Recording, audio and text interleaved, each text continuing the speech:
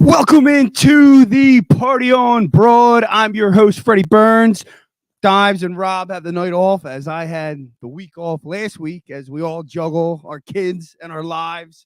And Dives, my gosh, he's juggling every single piece of draft content out there. If you haven't got a chance, go follow Mr. Crockpot on Twitter now because, oh my God, the draft stuff that he has is unbelievable. But we have a good show tonight. The Combine's coming up next week. I believe next Tuesday is the technical start date, but players start actually working out on Thursday. Right around the corner from there, we have NFL free agency. So I want to get into a couple locks that I have, Eagles locks that are going to be here and locks that they're going to leave, as well as maybe some players that might go here or there. We don't know. And then also we have the Sixers start back up tonight. Actually, they started about 15 minutes ago, I guess, they against the Grizzlies tonight. They have a 38-19, fourth in the NBA, third in the East, 3 games back of the Celtics. Tough schedule here in March and in the second half here, so we'll see how that pans out. But first, let's jump into the NFL Combine. That's the first thing, draft stuff. It's an exciting time now. We're starting to move past the depressing loss of the Super Bowl. I don't know if we're fully over it, but a lot of Twitter and a lot of people were moving on now and starting to get ready for the draft and what the Eagles are going to do. And it always starts at the Combine where, fringe players move up draft boards and then players that you thought were going to go top 10 start to fall back because of a bad showing. So what I wanted to do is I did a little mock draft earlier in the week. So I'm going to pull that up, and it was totally for fun. I don't necessarily think the Eagles will definitely do any of these, nor will these players technically be there. But I'm going to pull that up now and just jump into a few of these guys because they're kind of exciting players for me that I want to see at the Combine. I'm actually a Georgia Bulldog fan. So starting at number 10, if he's there, some have him going around 13, some maybe a little earlier. So he's potentially will be there. He's a left tackle for the Georgia Bulldogs. He was the starter back-to-back seasons for your back-to-back national champions. He hasn't given up a sack. Now, I know he's a left tackle, but you know how the Eagles like to draft linemen. Lane Johnson is injured every season. It'd be very interesting if the Eagles were to select a left tackle to possibly wait in the wings this season or, get ready to move Mailata over to right tackle potentially. Maybe Broderick Jones can play right tackle. I don't know. I thought it'd be interesting. He was there while I was going through the mock. So I gave it a shot there, and Broderick Jones is a guy I definitely want to see on this Combine. Defensive tackle is another hole that we are definitely going to see this year. Fletcher Cox likely gone, along with Ndamukong as well as Linval Joseph. So the defense and Hargrave, possibly, most likely. They're not going to pay that much for those positions. You got Jordan Davis coming in. At pick 30, I have the Eagles selecting interior defensive lineman Brian Reese out of Clemson. He's very quick, a lot of splash plays. They say he has a diverse skill set, does have durability concerns. He's 310 pounds. I think he'd be a good guy to take at 30 and another guy at the Combine to watch and see how he does as far as his strength and his speed even, and his 3-cone and bench reps and all that to kind of see how he would fit as an Eagle and fill some of them holes. At 62, I had the Eagles taking Tyreek Stevenson a lot out of Miami. A lot of people, want the Eagles to take a cornerback in the first round. Obviously, we have potential holes here with Bradbury and C.J. Gardner-Johnson leaving, as well as Darius Slay is getting up there in age. So, it's a hole that we have to fill. Stevenson was originally a 4-star recruit, 2 interceptions last year, 17 tackles. He's a very physical tackler, aggressive mentality. So he's a developmental guy. So you're getting him there in the 3rd round, but he's a guy of interest that I'd like to see at the Combine, see how his skill set works out there. Another corner, I was going back-to-back corners, is DJ Turner, the starting corner out of Michigan. Michigan had a top defense, and he was the top corner for that defense, so it's worth a look. He's has superb athleticism. The knocks on him is his play strength, height, weight, length. He's only 180 pounds. We'll see how he does at the combine.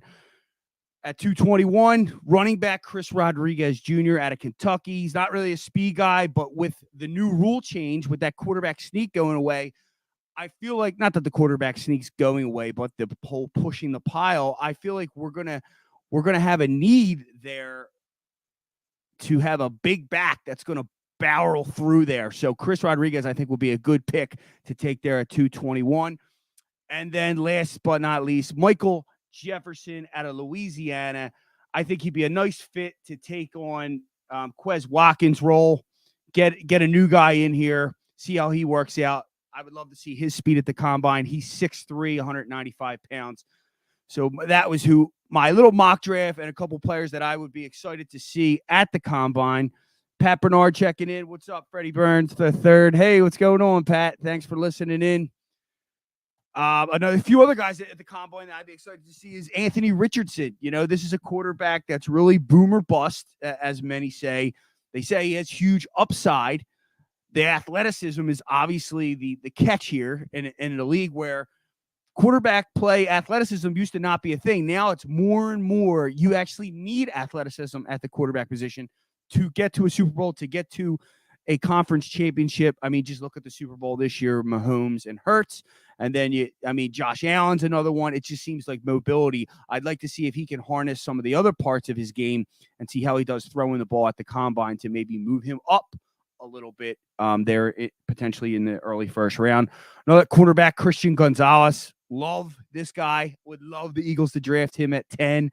He's 6'4", another solid cover corner, could be a shutdown corner. One of my thoughts is to sign Bradbury and then draft a corner, let him study behind Bradbury and Slay, and then let Slay walk the following year. I would love to take a corner, and one of the guys is Christian Gonzalez. Wide receiver that I don't necessarily know if I see this guy as a fit for the Eagles, but Jalen Hyatt out of Tennessee, real speed guy. I'm just kind of curious, like, how fast he will do at the combine. Is he gonna? He doesn't really do much of anything else except he's fast. I mean, maybe he can fill in for Quez Watkins, but I would like to see if he hits like a 4.2, 4.1, like some crazy number at the combine. He's an interesting player that I'd like to see at the combine. And then last but not least, Zay Flowers. He's rising up boards out of Boston College, had 1,000 yards, 12 touchdowns last season. He's not, I guess you would say, speedy off the line of scrimmage, but he gets speed going as it continues. So I would like to see him. There are a couple guys at the combine. Check it in here. Rufus Rogers, what's going on, man? Good show, but I got to say, I want nothing to do with Brees. He was there. I just, picked him. Maybe not. I probably got to do more research on him if I'm being honest, but based on just reading on the draft file, a few games I watched with my brother, who's a Clemson fan, I figured, why not? Maybe not at 30. You probably can get that position a little either earlier or even trade back and probably get him or someone of his ilk. I don't really like doing trades in the mock drafts, though, because I just feel like it's totally unrealistic. Like, I have no idea what the other team's going to do. And so, like, when I do the trade backs, I just feel like it's faker and faker. So, yeah, you're probably right there on Brees. I wanted to share also the combine schedule for anyone who's I X'd it off, didn't I? Oh, no, I have it right here. All right. So the combine schedule, it starts Tuesday, right? But that's when the players come in, do their interviews, all that stuff, check in. Actually, players are going to check in on Sunday, and they progressively moving out per position. So the defensive linemen and the linebackers will go first. Their workouts will air on NFL Network at Thursday, March 2nd at 3 p.m. Then Friday at 3 p.m. is the D-backs. Also, the kickers and punters will be going that day. I wouldn't mind watching a couple long field goals to see if they could hit them, but it doesn't look like they'll be airing them, and I can see why. Quarterbacks, wide receivers, tight ends will be Saturday at 1 o'clock. And then running backs and offensive linemen will be Sunday at 1 o'clock. It's going to be really exciting to watch the combine and just enjoy football. It's cool getting ready for the draft. I love how it's evolved because as a kid, I was always into this stuff. And I felt like I was kind of a dork because no one else was. And now you have unlimited, like I was actually ahead of people because I was into it. Now there's so much stuff. People start prepping for this. Like, I don't know, in the middle of the season, they have their top, when this season ends, the top 300 are ready to go for the following season. And if there's a guy to check out, it's a guy that's on this show as well as on plenty of podcasts and shows from the Painted Lines, Chris Dibes at Mr. Crockpot. Check out his Twitter because he has so much draft content. It's unbelievable. Top 10s, top 30s. It's Eagles. It's in general. It's mock drafts with Bleeding Green Nation now tied in with a few guys. So check out Mr. Crockpot, no doubt about that. Moving on from the Combine, right after the Combine, March with the tampering period, March 13th to the 15th starts for the Eagles, and then obviously with the day after the free agency starts. So I wanted to touch base. The Eagles have 19 potential free agents here. And I'm going to try to share my screen if I can. Share screen. And let's pull that up. Share. And let's pull me to the side. And bam. Oh, how can we make that bigger? There we go. So the Eagles have 19 pending free agents. And as you can see here on this is brought to you by SpotTrack.com. They list those players and their values as well as their market values. Now, I'm not going to get into every single one of these, but a few that pop out to me as, locks. I'll start with the locks that are definitely gone. And the first lock, I'm going to say that's 100% out of here. I think it's Miles Sanders. I know he's been tweeting like I love Philly and all that stuff, and I appreciate that he loves Philly, but it's you can't pay running backs anymore. There's such a great running back class coming out, but it's not even that. You just can't pay them, and especially Miles Sanders. He's not at the level to be paid significant money for the position. He still does not hit the holes. We saw that in the Super Bowl. There's times he did this year, hit his best career year as an Eagle, and he had a good season. But you can't pay the position. You have to continue to fill that with the draft. I think he's no doubt a lock to be out of here. And then the second guy that I think is no doubt out of here would be Javon Hargrave. I know he has a ton of sacks this year, but I just don't think the Eagles are going to pay that much money for the position. I think he's going to command way too much money, and I think Javon Hargrave is also out of here. Locks to stay, okay? I think it's pretty much from all the reports, whether that's on a franchise tag or as under contract, that Chauncey Gardner-Johnson, given that he's 25 years old, we traded for him, a fourth-round pick from the Saints. We're going to lock him up one way or another to get that deal done. I think it's pretty much a lock that Chauncey Gardner-Johnson stays. A couple of fringe guys. James Bradbury, a big question mark there. I'm not sure what's going to happen. He's certainly going to test the market. We'll see what's out there and see what he comes back as. I would like to bring him and CJ Gardner-Johnson back. I think it's very important to have a good defensive backfield. We've seen it before where we just have receivers and tight ends running all over the field. And we need cover corners that can make plays. I would love to bring back Bradbury, but he's a huge question mark. That would be a huge loss. And then another question mark is Jason Kelce, obviously. I think he's back, though. I'm gonna say he comes back for one more year. Kelce will be back, and I think it will be very beneficial for the rest of the team because not only is Kelce just an amazing player, he also, his IQ just sets it up for the entire offensive line. And with Sayamalo likely gone, we're going to be bringing, you're going to have Dickerson and Jurgensen moving into the other guard likely. I think he wants to help. And giving them the IQ of him at center and learning the calls of the line of scrimmage will be huge. And I also think that's another good year for Jalen Hurts to lean on him and get better IQ-wise so that when Kelce does leave, Hurts can just take control and kind of guide the next center from there. So that's my draft take, or not my draft, my free agency take for the Eagles. We'll get into the other team's free agents closer to the date and see who gets cut, who's available. There's certainly these Dalvin Cook rumblings, but again, I would not spend that money on a running back. But yeah, free agency. Finally, the Sixers start tonight, and they're 38-19, as I said earlier, third in the Eastern Conference, and 3 games back for the Boston Celtics. And I just got done doing a show on Edge of Philly Sports last night, kind of saying I'm going to give Dwayne Dedmon a chance. And what do I see right before I click on this show? Who's out tonight? Dwayne Dedmon with a hip. So this guy continues to be injured. I'm concerned about the backup center position as well as the wing. Daryl Morey tried to address it, it looks, but we'll see what happens there. I do feel in this town there's not an optimism like it should be. I mean, for being where we are at, the Boston Celtics are a pretty good team. So are the Bucks, but they're beatable. We can hang with them. And in big games this year, we have held our own and competed, especially that Nuggets game where we were down, came back. That Cavaliers game had a huge lead, almost blew it, but still won the game. I'm cautiously optimistic about the second half of this season that they're going to put together a run where the expectations have lowered. People aren't really on them as much. And I think if they can develop a consistent brand of ball where we're not having so much of the huge leads, blown losses, if we can just develop that pick and roll, use Embiid and Harden, and continue to do what works, hit our shots from the outside, and defend the 3-point line, which I think adding Jalen McDaniels is a huge, huge part of that.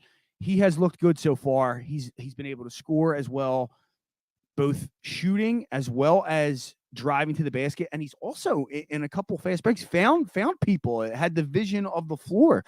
So pleasantly surprised. Morey was very high on him. They really thought that his current play was due to being on a bad team, and now being on a good team that can improve. And it's going to need to improve for the Sixers to make a run here. Obviously, as I alluded to earlier, the backup center is an issue. Who's it going to be? Is it going to be PJ Tucker in the playoffs? I'm saying PJ Tucker, Paul Reed, is Montrezl Harrell, is it Dedmon? Like, these are spots here where I think PJ Tucker is going to be a lot better in the playoffs. I just feel it. I know it. But the other guys, it's almost as if they're going to be unplayable in the playoffs. Whether Paul Reed can bring you some energy, but in the half-court set, is he going to create fouls?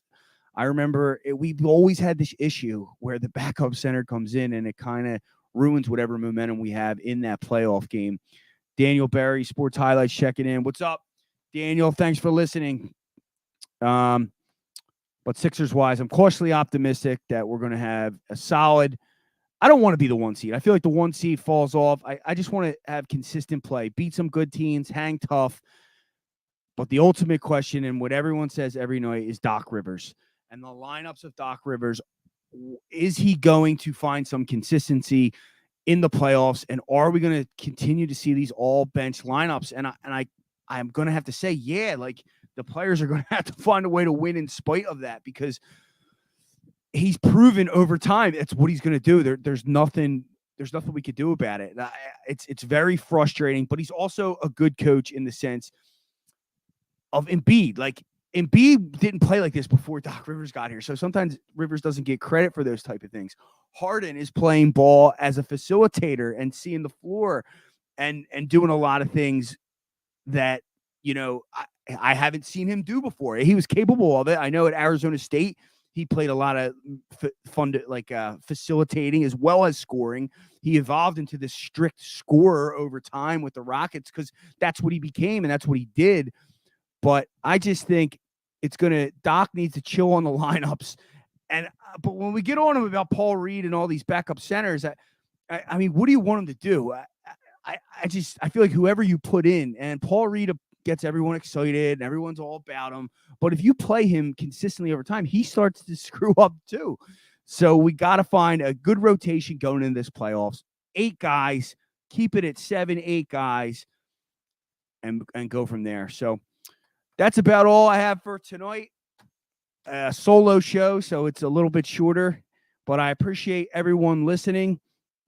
you can catch Sixers postgame actually tonight. Chris Dives and I believe the guys from the Philly Sports Alliance will be doing a show right after. So tune in to Edge of Philly and the Painted Lines. That'll be on right after the game. So tune into that. There's a slew of shows that go on. Chalk Talk, Edge of Philly Sports, Philly Press Box Radio. Check out the lineups. We have a ton of stuff going on here at the network. Thank you, everyone, for listening. We'll see you next week.